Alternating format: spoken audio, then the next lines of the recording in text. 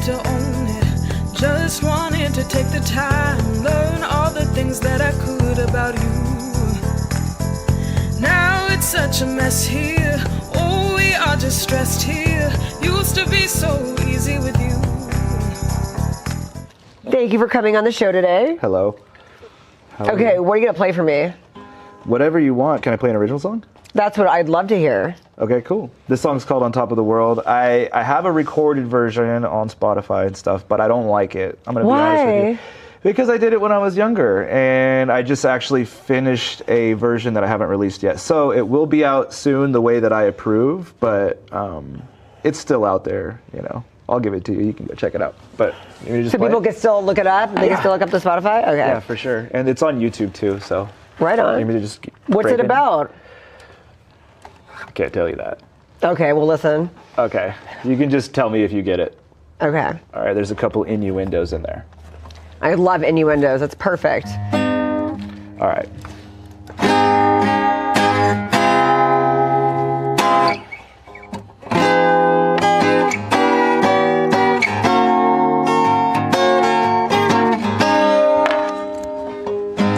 It's nothing new to you, baby, I know it's been said before. Like a tall drink of water, leave me wanting more. But I don't wanna get down on my knees and beg for you, unless I have to. 'Cause I will, just for the taste, one more time. Over and over, yeah, you're on my mind. Oh, you got me, baby, you got me, darling.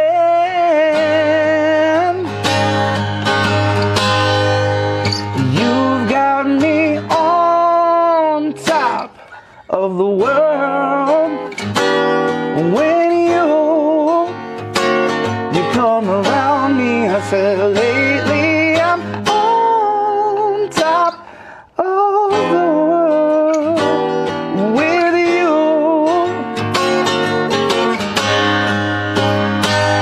Your love is so intoxicating.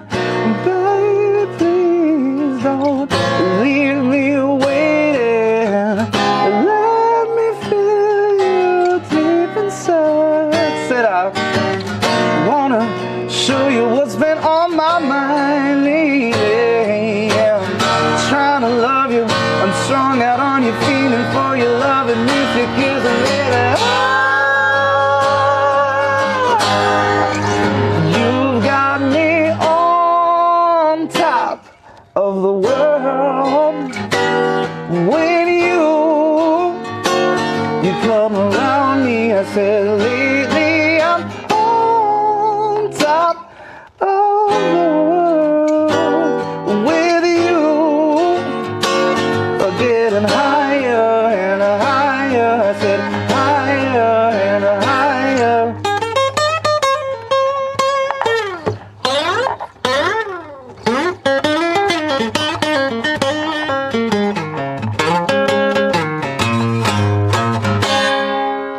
You've got me on top of the world. When you come around me, I said lately I'm on top of the world with you. Getting higher and higher, I said higher, and you're taking me higher and higher and higher. Woo.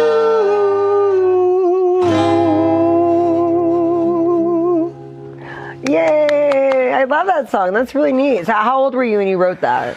21. I'll let you guess how long ago that was. I can do math. I know how long ago that was. Oh yeah? How long ago was that? Well, you just had a birthday, so you want to tell everyone how... Okay, fine. I'll give it to you.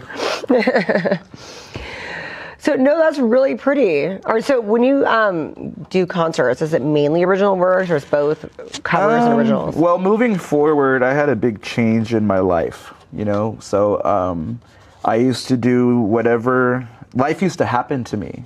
And now I'm going to I'm going to do what I want. So before, I did what I had to survive. And now I'm at like a place in my life where I can finally create a life that I want to live. You know, so moving forward, and this Friday my band will be at Tap and Cellar, but you know, just saying. Right on, okay. And then what's after that? What's your for the month of February? What's your schedule? We just have a couple things, and honestly, I don't remember off the top of my head because life is kind of crazy right now.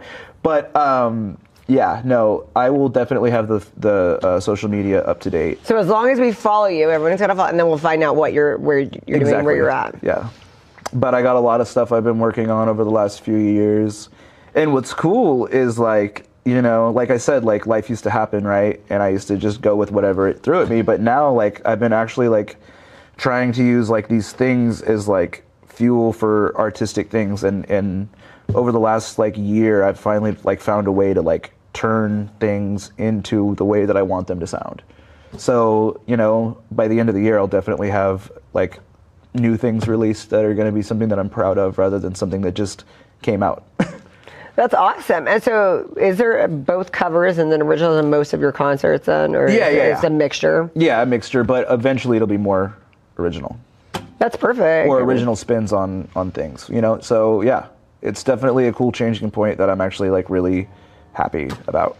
And where are the main places you perform at? I know you perform at Lucy's Lounge, and then Lucy's, the Howlin' Wolf, Tap and Cellar. We're trying to put something together that's weekly over there, like a jam.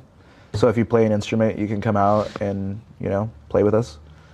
But if people aren't good, what do you tell them when they're not good? We say, keep trying because, you know, you deserve it. Well, I'm not going to discourage anybody from... I didn't think so. That's why I wonder what do you say to them? I say, awesome job. Come back next week, you know? Because, like, you know... Do you ever work with them to improve their sound? If they want to. But, you know, you can't really, like, teach somebody something if they don't want to learn, you know? Right. So, I mean, I haven't always sounded the best, so people let me come back, you know? They'd be kind of a little bit hypocritical if I did the, you know... if I treated other people like that. And then you've been touring other than outside of the Central Valley as well. So tell us about those experiences. Well, when I was 19, I played on the Trans-Siberian Orchestra's album, Night Castle, and actually got a gold record for that. That was pretty cool. Wow, that's really cool. What was it like touring with them? Or was it just on the album you didn't tour with them? No, actually, I played at the Selland Arena with them, and then, unfortunately, Paul O'Neill passed away over the last few years, but he was the owner, and he was like, hey, come out to Tampa, and they it was an awesome experience, like recording with Al Petrelli and the different people there. I'm still in contact with him and his wife, Jane. She's an amazing keyboard player. But yeah, I mean, I've done South by Southwest like 5 or 6 times, and we made a record in Nashville after we opened for Kiss. We got that opportunity with this guy named Brian Virtue, who his big record was Come My Lady, Come My Lady, that he produced, you know, but he was a really cool dude, and he worked with like 30 Seconds to Mars and stuff, but he produced the Shiver Fox album.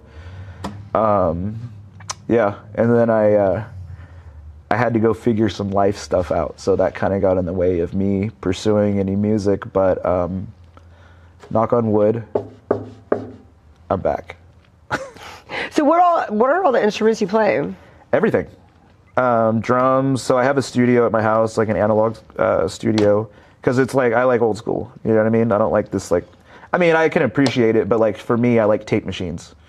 And like old school microphones. And but I play drums, piano, organ, any keyed instruments, synthesizers, bass, drums. And I usually do everything myself, you know, and sing all the harmonies and stuff. And what did you play on the record that you guys did with the Trans-Siberian Orchestra? I played guitar. On the song Believe. So yeah, that's me. It's really cool. Yeah. A gold album, wow.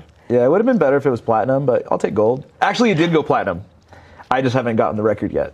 But you have the gold one. I have the gold one, yeah. That's really cool. Yeah. Where is that? Is that like on your mantle? Actually, it was at the Starving Artist Bistro. Really? That's really cool. Yeah, no, it was, and Bob still has it because he's, like my second father.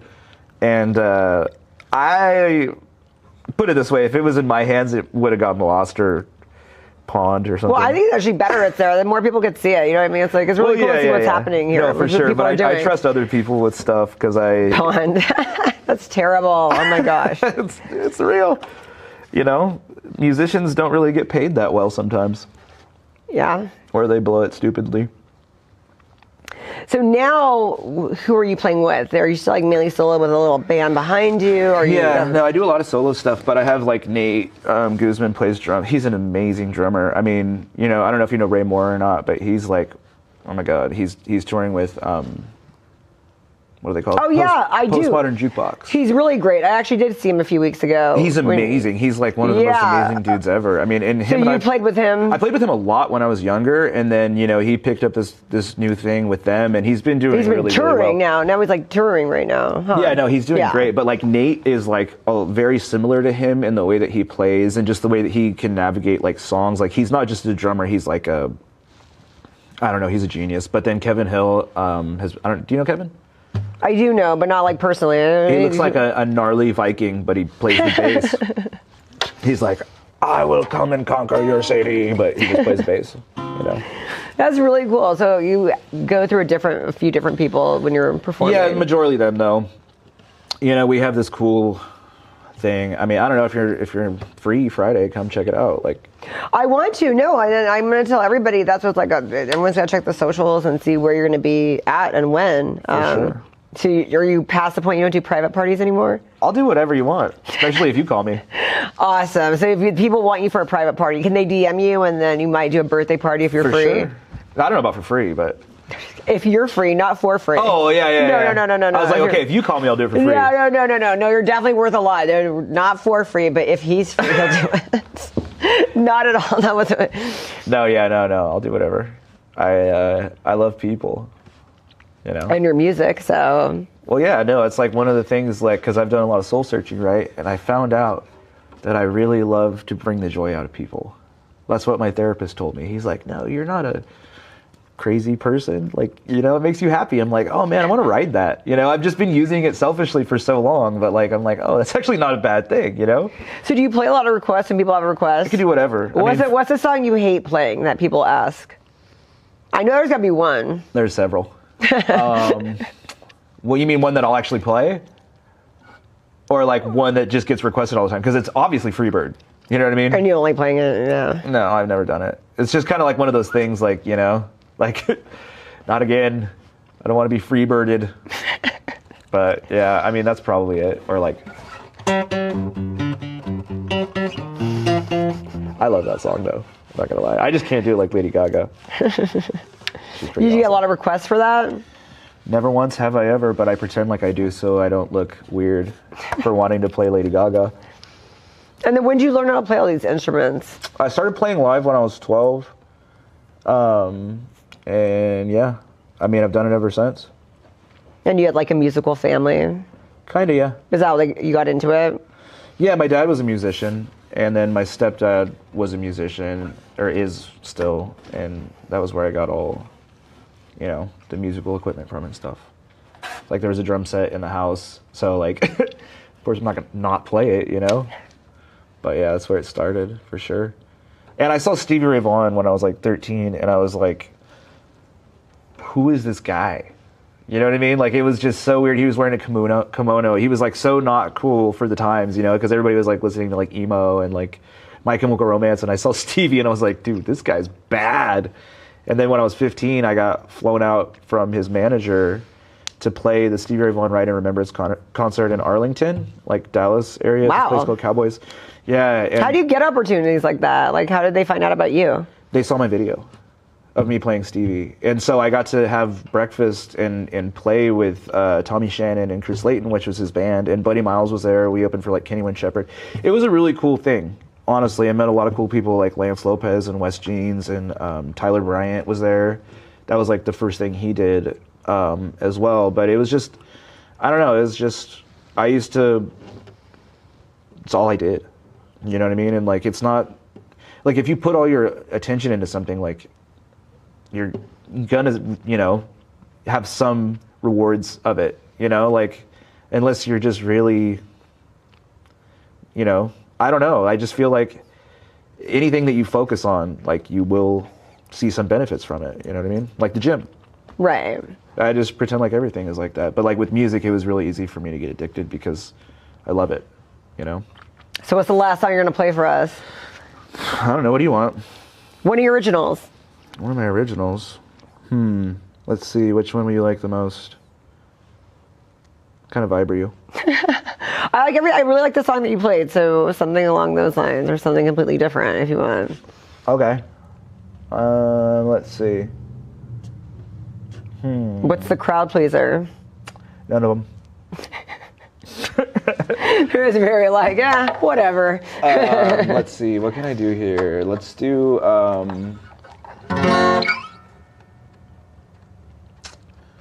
Crap. I don't know. All right. I'm just going to start playing. Okay. And then hopefully it doesn't suck. Okay. Okay. That works.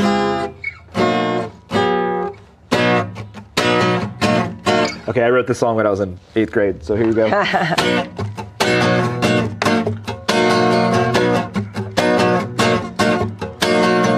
Maddie, don't you cry.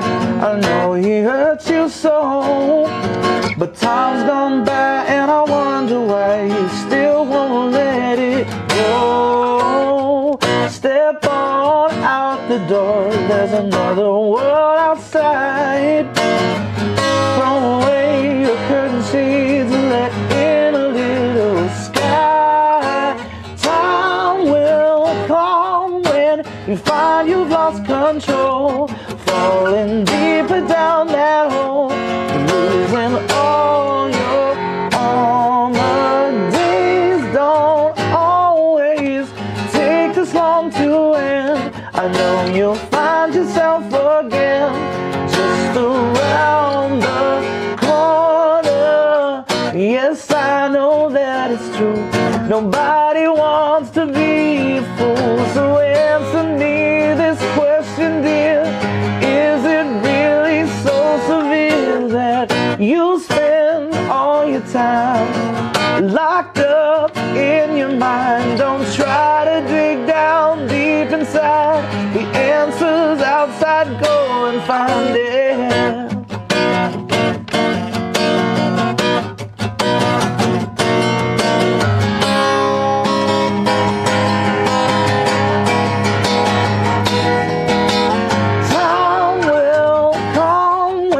You find you've lost control, falling deeper down that hole, losing all your armor. Days don't always take this long to end. I know you'll find yourself again just around the corner.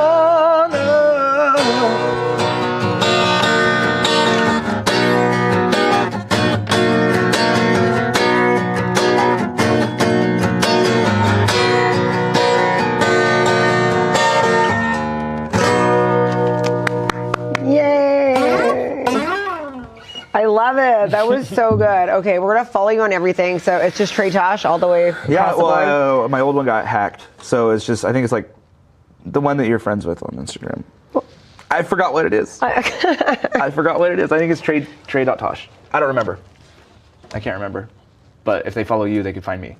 Okay, everyone has to follow me first, then follow you, and then yeah. Sounds pretty fair. No, that's awesome. Thank you so much for coming on the show. I've wanted you on for a while, and I know you're in demand, so we're so glad that you gave us some time today. Thank you. Hey, thank you.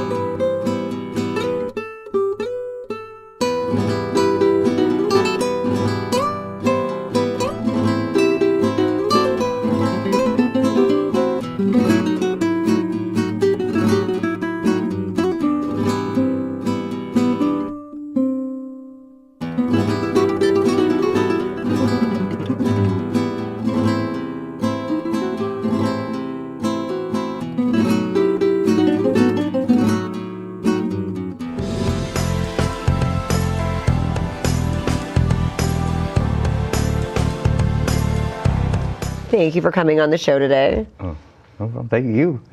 Okay, so tell our audience what you have going on. Well, last year I just started an AAU team called the Supersonics. I did it for my boy and a couple of his friends. So what kind of team is it? Like, how many people are on it? Right now it's 8 to 10. Yeah, we keep fluctuating. Kids come in and out. What's the age range? Right now it's 14. Well, last year was 14U, but this year a lot of my boys ended up making varsity. So we're going to keep them playing in that same age group. So we're going to be going up to 17U. Wow. Yeah. That's crazy. So what gave you like, hey, let me take on this. Let me tackle this challenge. What made you do that? My son. I was coaching, started coaching about like 10, 12 years ago at an elementary school. And it was his turn to start playing, and he was just like, Dad, I want to play. And last year, him and a couple other friends were like, let's start our own team. So I said, okay. So what is it, different schools? Like, who all gets to play? Who's eligible?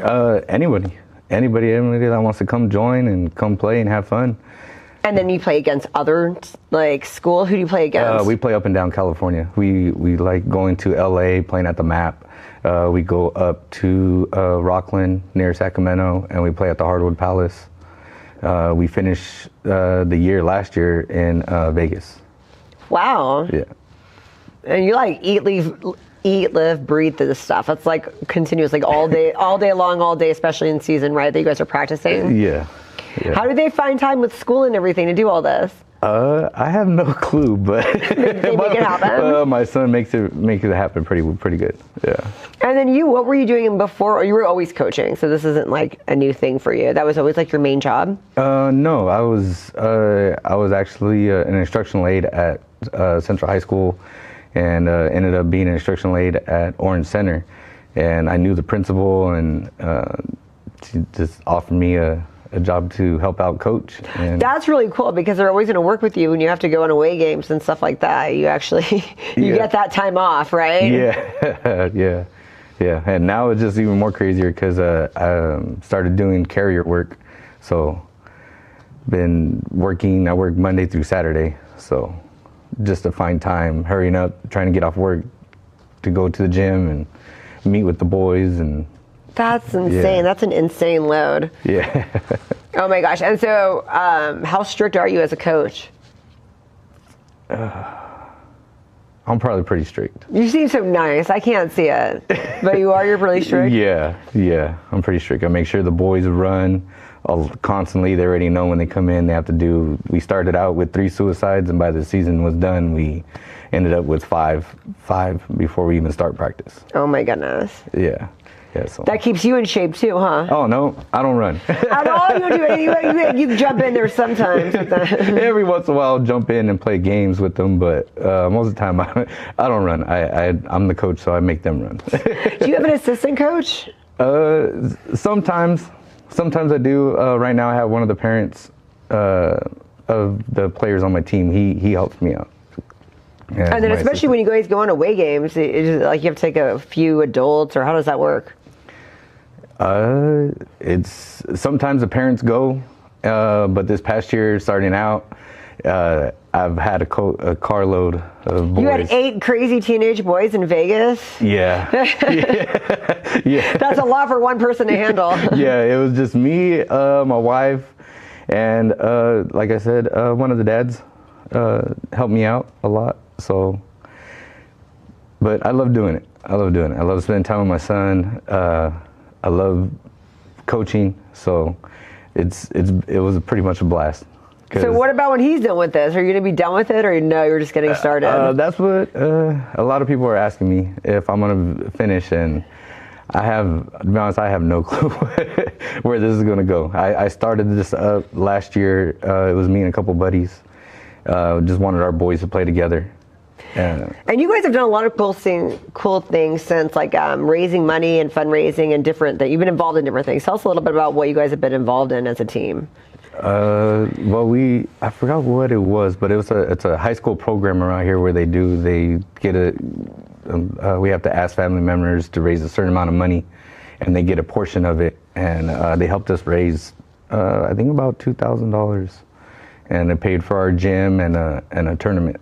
So they're good at putting that together and doing that when they have to get it done. Yeah, because just me starting out, it was, pretty difficult. I'm not new to the AAU thing. My son's been in it since he was 7. We've been with different clubs, but this past year was the first time I said, all right, let's try it out. The people watching, the people that want to get involved in it, what's like the tryout? How do we do that whole process phase? Well, this year, I guess I could call him my assistant, Robin, one of the parents that's helping me out. He's gonna put out there when we're gonna come back, and whoever wants to see our Instagram, the Supersonics, we're letting everybody know that we're going to be playing 17U, and when that day comes, just come out, and if you like it, you're willing to play, let's go. Let's have fun. Wow. So how long is the season from start to finish? Well, now it's only like 3 months. Well, we're going to probably do like 3 months, and then we're going to be off like a month, and then probably come back for another like month, and then that's it. Like, we're done with now. Most of my boys playing high school basketball, and most of them playing varsity. It's a CIF rule. They're not allowed to play on travel teams. So. See, it's a good run while they're there and a good practice. So I bet they like the other teams, and the varsity teams enjoy that they got that experience, though, huh? Yeah. It is a pretty big experience for some of these boys to travel, because some of the boys on my team, they've been playing basketball, but they never had the experience to go out of town to play. Like this past year, I only had maybe 2 boys on my team that played travel ball since they were 7, and a lot of the boys that joined, they were new to it, and so taking them to LA or taking them to Sacramento, Reno, Vegas, everywhere we went, they were just like, Coach, we can't believe we're here. Like, they're used to seeing 1 or 2 courts. We go to places that have anywhere from 16 to 50 courts. Is it overwhelming sometimes? I don't know. I'm used to it. Nobody gets too nervous. They can't play. They can't perform well. Yeah, the first big tournament that we had at the MAP last year. It was like that a little bit? It was like that a little bit. I've told them, hey, if we're in a good battle, most of the gyms, this is such a big, basketball is a big community out there. If the game's close, I told them everyone in the gym will end up at our court. And that's what ended up happening. We went into a double overtime game, and the gym was basically shut down. Like, everything was dark but our gym, and everyone was surrounded and watching us play. So it was pretty exciting. And do scouts come to these games? How does that work? I don't know if scouts, I know there's some tournaments that scouts go into, but that's where it gets kind of hard, because that costs more money to go into those kind of tournaments where there is scouts or there is people there to look. But there is tournaments that we do go play that they say that there is college scouts there. I haven't seen any, but I'm pretty sure there's someone out there recording or taking notes somewhere. So who are some of like the star players, like, or who do you see like going far, like of the kids that you've met so far through this? Well, I hope all of them. Well, right off the bat, there's, of course, my son. I'm hoping he could get it together, get some height, and get to go play some college ball. There's Gabriel. He's a real good kid, already like 6'2". I really see him once he starts being able to play high school ball. I think he's going to have a really good opportunity to go. There's Keyshawn, Robin, Jacob. Mostly all my boys I see, they'll have a good shot. It's just, if we're going to stay focused, that's the hardest part, is keeping these boys focused, because it's a lot of work. Well, I just wondered if anybody particularly like this became like their everything when they do it. Because I know a lot of people you do it for fun at first. It's a hobby, and then it becomes that number one passion. So I just wondered if you saw that little switch in someone where it was like we're made to play ball. Yeah, I would have to say a good 6, all my team, they all have that passion. But I would have to say a good 6 of my boys where they eat and sleep basketball. It's all basketball. Yeah, it's all basketball. Yeah. So since they're like part of this team and they're not necessarily affiliated with the school, because they come from different schools, right? Yeah. To make this team. Do you make sure they keep their grades up or not? Because a lot of times when you're in a team at school, you have to be accountable for both. Yeah. So how do you make sure they keep their grades up? Well, first, when we first started it, I was trying to have it mandatory for all the kids to have a 3.0. I know that's, a lot of the schools have a 2.0 policy or a 2.5, and I was trying to push them to have a 3.0, only because I pushed my son. He has goals of playing college ball. So I told him, well, you need a 4.0. So I try to push the rest of the team to have at least a 3.0. How's that been working for you? It started out pretty good. And then, tell you the truth, as the season went on, and as busy as we got, I just totally lost track of. I do text, and some of the parents do text me like, hey, my kid has a 3.0, like, cool. Like, we try to push that they're students before they are athletes. So I always try to keep that on their heads that they're students first. So you played yourself? No. I played a lot of street ball, but never played for a team. I played a little bit in middle school. I played a little bit in high school, but a lot of it, I always played around in parks. Dickey Playground, Holmes, Einstein, all the little parks around. Is that part of why you're like so passionate about this? Yeah. Because you didn't get to do? I didn't get to do it, and then that's why I'd have to say I'm pretty hard on my son, because I know the step that I didn't take because I love basketball. I love it, but I didn't push myself to get there. So I'm so hard on my son and my boys, because I know now what it takes to get there, and if they push themselves, I know they could do it. I know they can. So what's the next step? Are you guys doing another fundraiser that we can get involved in, the community can get involved in? I don't know. Like right now, I'm between going from working and trying to figure out the gym schedule. So that's right now. It's to tell you the truth, it's kind of crazy. It's a lot of work. I did not expect it to be that much work. Like I commend whoever. Really, the minute you told me that, I was like, oh my goodness, this guy's impressive. Yeah, no, because I've been with 3 other programs, and always being the dad or being the assistant coach, I never seen in the back part that all the work that you have to do getting these boys, and now you're really like the main person, so it all lies on your shoulders. Just getting to the tournaments, getting a schedule down. What's the next tournament you guys have going on? We're trying to do either probably in Porterville. There's another one that's coming up in March that's right here at Hoover High School. So that's probably one of the 2 that we're probably trying to hit first. And so on your social media, are you guys good at putting, hey, we're going to be here this time, come do this, come support this one and that? Yeah. The dad that is also my assistant, he's really good. He likes being on the social media and likes doing all that stuff. And I commend him too, because I don't like doing all that. That's not your jam. Well, you have teenage boys. They should be doing that stuff. They probably do it better than all of us. Yeah, that's what I've been trying to tell my son and a couple of the boys. Like, come on, man. Like, put on your jerseys and say, hey, we're back or something. But they're so busy right now with their school schedule and practices. So who came up with the whole logo, the name, the colors? The boys.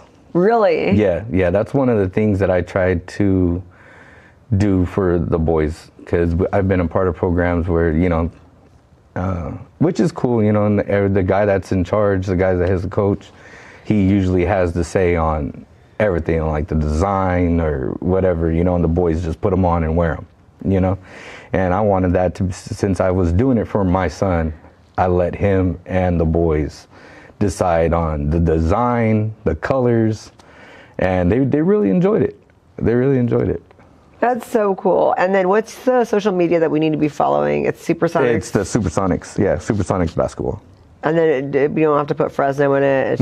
Yeah. As soon as you put Supersonic basketball, you'll see our logo, and you click on it. They'll should have pictures and highlights on there from last year, and yeah.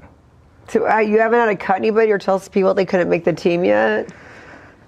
Not cut someone, but I had to let go of a couple players. Yeah. How was that? That had to be hard. Yeah, it was. It was. Being with a couple clubs, you always get this.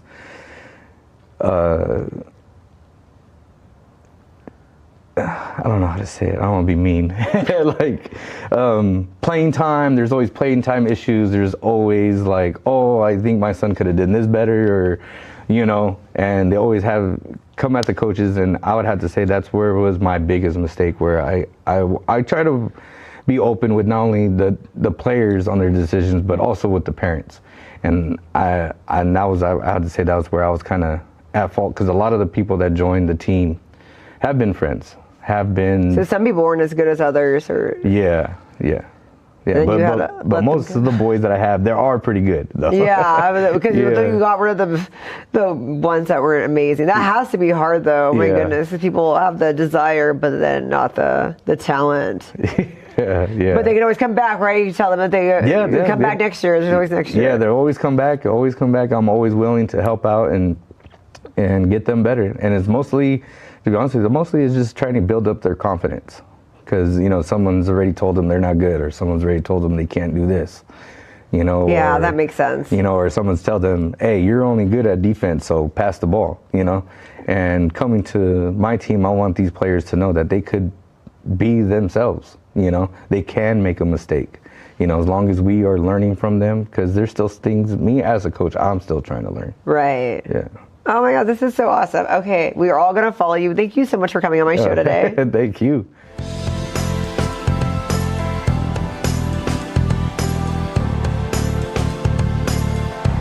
Thank you for coming on the show today. You bet. So this is your second time returning. You had a different band last time. Yeah, I think last time Rick came down, and we were going to bring the band, but things just didn't quite work for everybody. So we came in, I remember, and we played a little duo. Well, that was, and then you also had the other band.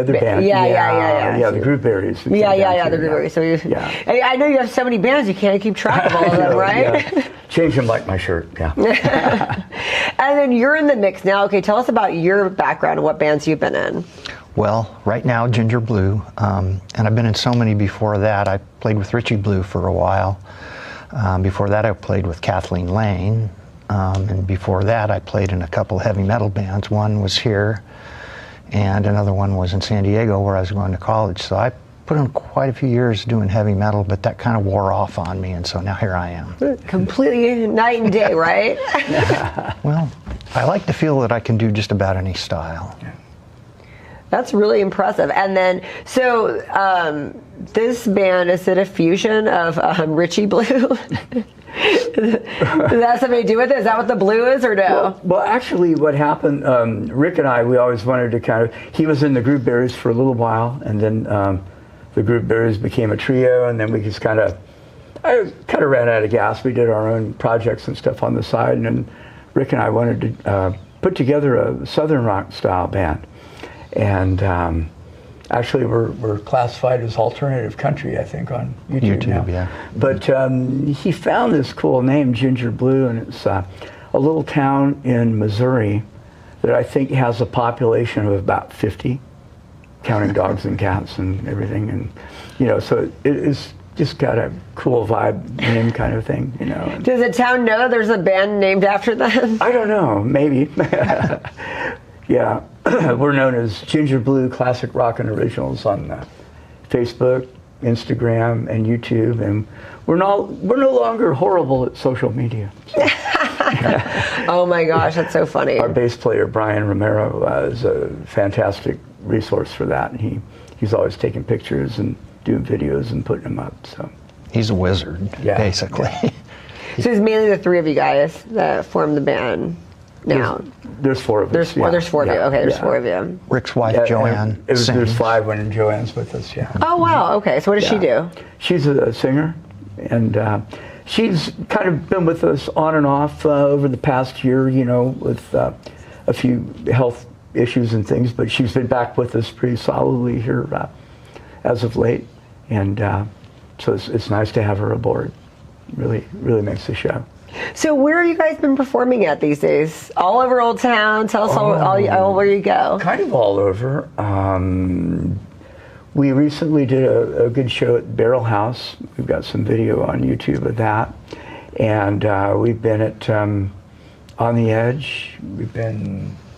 Well, we did play at 559 when they're still having music. When they still had music there, we were at 559. And then Summer Fox, Barrel House. Mm-hmm. We go out of the area to the Hideout up in Mariposa periodically. Oh, how fun. Okay. Yeah, that was a lot of fun. And so, yeah, kind of here and there. And let's not leave out Gazebo Gardens. We've done quite a few shows there, and it's one of our favorite places to play. Yeah, we've got a show coming up there at the 22nd of this month. And then we'll be back On the Edge this Friday. You and I will. All right. So Gazebo Gardens, is the whole public's invited to that one? The one you go on the 22nd? Yeah. That's what, and do you have to get tickets, or is that open No, to the you public? just come on in. It's the nursery, and it has a performance venue there. It's taco right, trucks. Yeah, it's right there at Van Ness and Shields. And it's all ages too. Families like to come.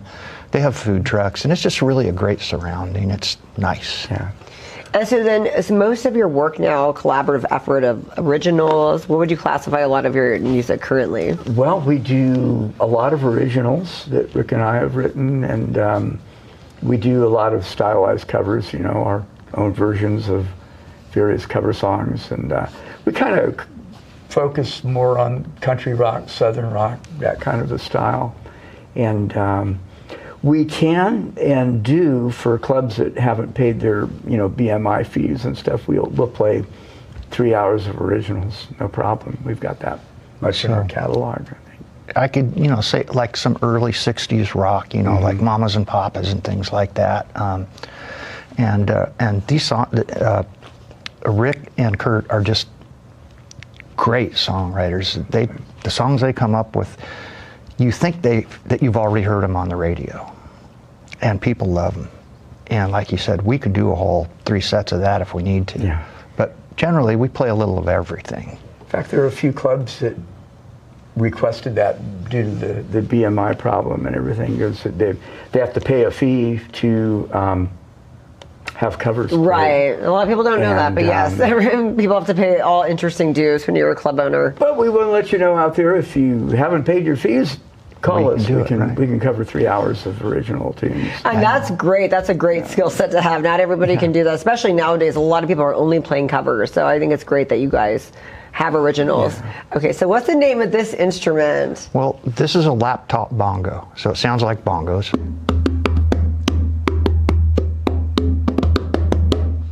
But they're not on stand. And so if I'm going to be in a seated position like this, it's just very easy. And it's easy to carry around. Yeah. Oh, that seems really light and nice. Mm-hmm. Yeah. It is. He can kick back and do a 5-hour set. Yeah. I could. Yeah, because people think drum sets, you have to have all this, but that's really cool. Yeah. In fact, our last show at On the Edge last week, I think it was last week. Wasn't this last weekend, but the weekend before. It was raining. When we played indoors, this is all he needed, and it was. Oh, that was a hidden weapon. That's what made it work. Yep, that's a good way to put it. But don't make any mistake. We can play on a big stage. Last year we were at APCAL. APCAL, yeah, we played and, APCAL. Had the huge drum set and the loud sounds, not loud, but big sound system, and we can do that too. Yeah. I love you guys who do everything. You're a one-stop shop. Oh, we'd like to say that, yeah. Mm-hmm. Okay, so what songs are you going to play for us today? Well, since the rest of the band isn't here, and a lot of our newer stuff, Rick has written some really good songs, and since do you guys collab well, or is it like he has his song and you have your song and you guys learn them, or do you guys collab on the same song? We collab on some with some ideas, but he writes a lot of his, and I've written a lot of mine, and I've written some brand new ones and stuff, and we'll just kind of bring them and introduce them to the band, and we'll practice them through and work on them and work out little minor details and things like that. I've got a new solo album I'm working on. I'm hoping to have it done this spring. I have your last one. I still have your last solo album. Gentleman with the Song, I think. You're the one that I have the CD of. Forget what the name of them. I forget what the name of the CD is, but your face is on it. Blueberries, right? I don't think you guys made a CD. Oh, that was Gentleman with the Song, I think, with the red, kind of the red. Yeah. Yeah, Mark Blake did a fantastic job with the photography on that. You know, he came up with a really cool idea. And this new one's just going to be called The Outland, and today I'm going to play the title cut from that. Yay! So we along got with one of my older songs. get something really new that nobody's heard before. Yeah. I love it. And this is what's going to be probably on the album that you guys are going to make at the end, or that you're going to make at the end of the year, or this year. This one's going to be on my solo album. The solo album. Okay. But I'll probably bring that one into the band too. You know. He and Rick do collaborate, and even though they do write their own songs, when we get into rehearsal, the band kind of makes it the band's. Yeah, I can imagine why it'd be. Yeah. So, but so it's exciting. Things are starting to break open for us a little bit. We're getting our name out there a bit, and had a really big crowd at Barrel House last time we played there. So a full house when we played there. we're hoping to be back there soon. So. That's awesome. Well, I got to come out and hear the new sound. Yeah. Okay, so play us the one that hasn't come out yet. All right. I'm really excited about this. Yeah, this one I do have on a video on YouTube, but it's me out in the outland. It's kind of a song that I wrote about. Well, I used to live at Palm Lakes Apartments. It was right down next to the old golf course when it was no longer a golf course, but was starting to grow over, but there was still the pond there and everything. And I'd go out and I'd kind of walk and think about things and sit and listen to the bullfrogs, take my guitar out there. And so there's a song about that place. It was just kind of like my place where I could chill and meditate on things. And, you know, it's called The Outland. Outland.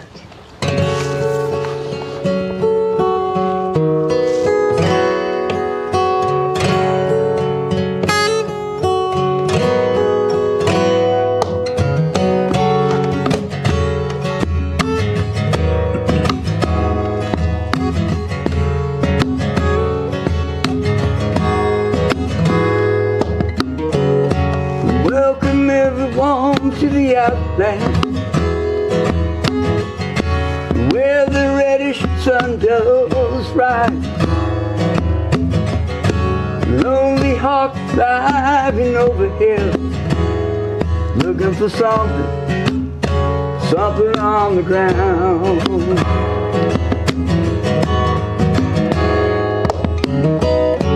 Banish to this thirsty wasteland, nary a rainstorm for so long. Watching the critters scamper to and fro, looking for shelter all around.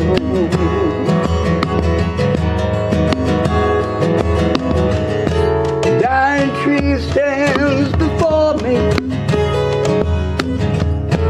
ancient wisdom says she knows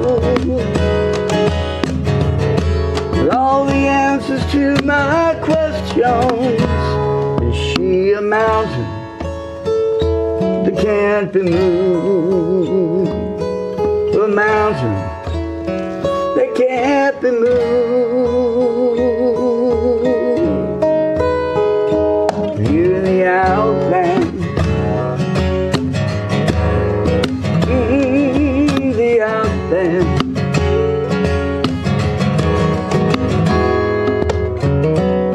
And on this journey through the outland,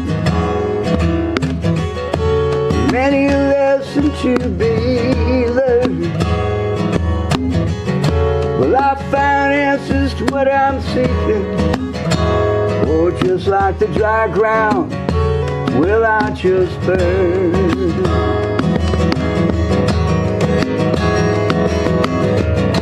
And dying tree stands before me, ancient wisdom says she knows, like a shadow of someone that I once knew. Is she a mountain that won't be moved? Yeah, a mountain that won't be moved. Hear the outband, the outband. Here is the outband, the outband.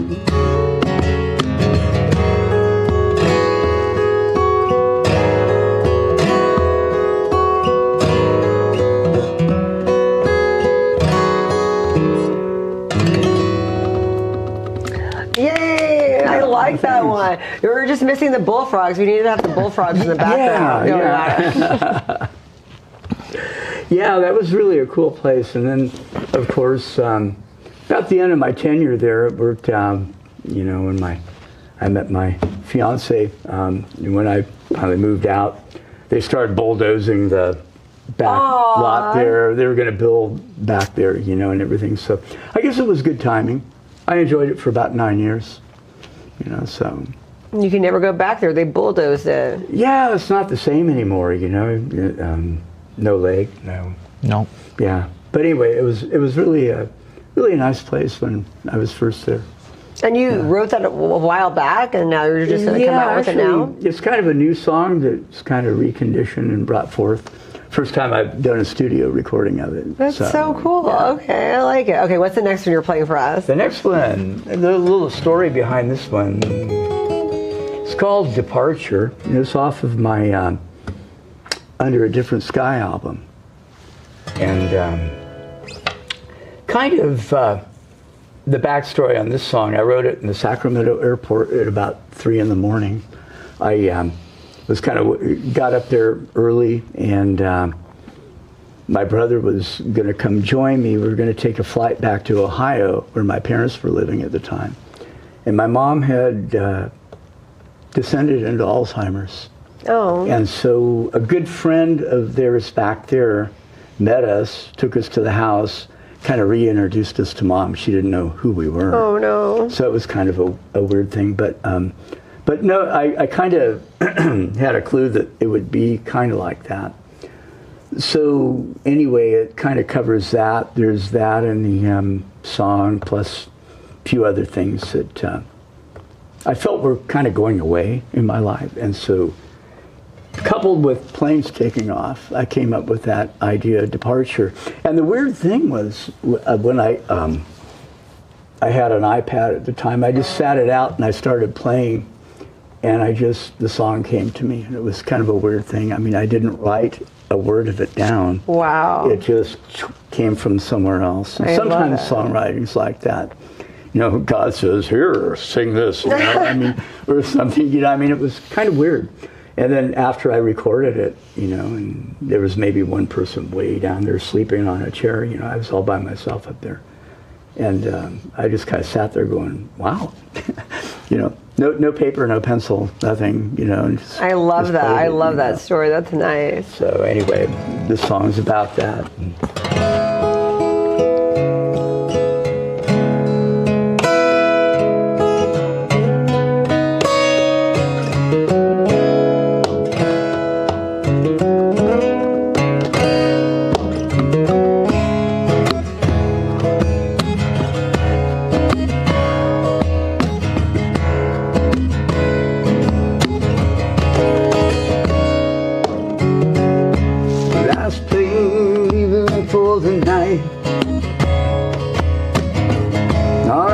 Bound Johnny taking flight. The moon is high, the stars are rising. Just a nomad on the wing, improvising.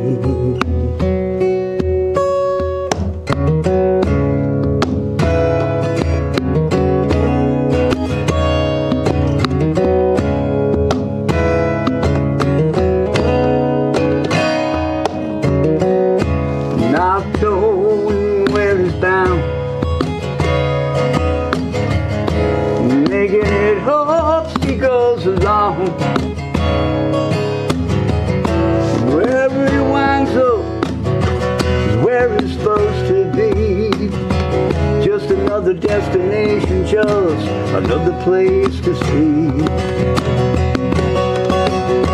Oh, departure, time to leave again. Departure, got no more time to spend. I'd love to stick around. Oh, but I just cannot pretend. Departure, time to leave again.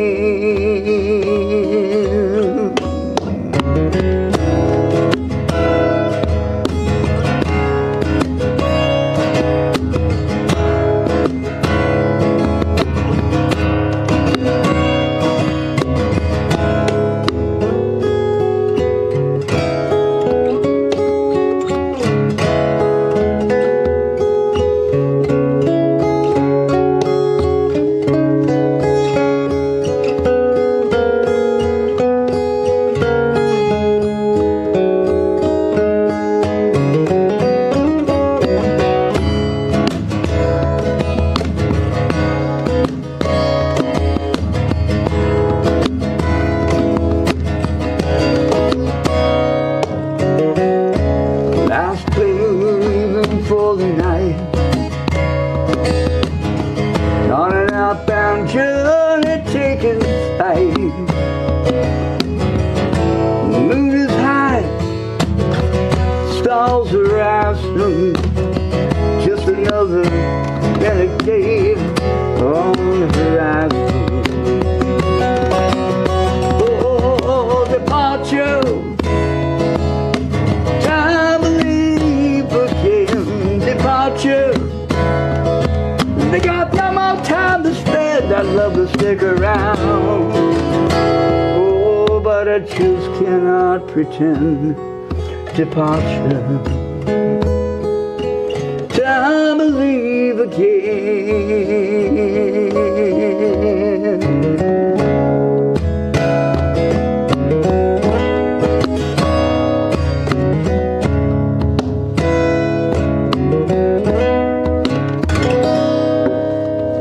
Yay! I love it. That is so great. Okay, so where do we go for all of your band stuff? Is Ginger Blue on Instagram and Facebook?